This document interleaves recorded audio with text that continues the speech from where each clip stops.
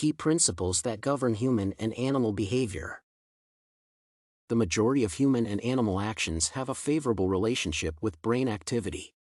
Humans developed from their animal cousins, the apes, according to the well-known theory of evolution, and the two have similar qualities. Uncovering the underlying principles that drive these actions is crucial to comprehending this behavioral link between humans and animals. The immediate environment, consequences, pleasure, and reality are among these principles.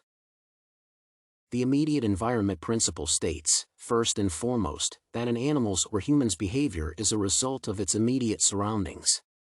Positive behavior will result from a safe and friendly setting, whereas restless behavior will result from a hostile environment. A behavior is the way a person or animal reacts to a specific circumstance or stimulus. The environment has a significant impact on how events and stimuli are influenced. Humans and animals alike will develop instinctual habits to help them survive in a given environment. The consequences principle, on the other hand, governs human and animal behavior. Humans, as well as animals, will act following the expected consequences.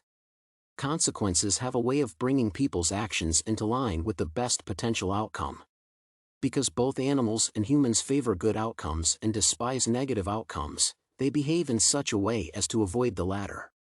Thirdly, pleasure influences both animal and human behavior. Because both animals and humans have a strong desire for incentives, the fact that pleasure comes with a monetary reward emphasizes its power to influence behavior. Last but not least, the reality principle is directly opposed to the pleasure principle. Because of some reality barriers, both animals and humans will defer gratification and prefer to endure the pain until they reach maturity. I have been able to put these ideas into practice in my daily life. The environment principle is visible when I enter a dark room. My hesitation to enter will betray a tremendous deal of fear in my behavior. The outcome of my action is determined by the consequences principle. For example, when I am in a group of friends, I frequently inquire about their studying methods to improve my reading mechanism. Furthermore, I am most aware of the pleasure principle when I am hungry.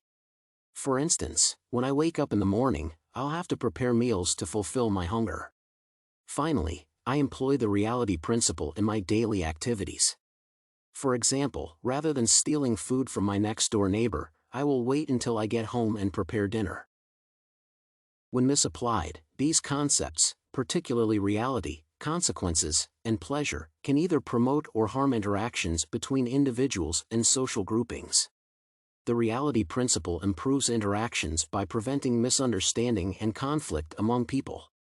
On the other hand, because the reward may be at the expense of someone, the pleasure principle may result in bad relations among social groups. Because of the dread of a negative outcome, consequences lead to acceptable behavior. As a result, people in society will want to interact favorably with one another as often as possible to avoid hostility or even violence. Finally, if the immediate environment is friendly and safe, it leads to positive interactions among individuals. Individuals will be able to freely interact and have fun with one another.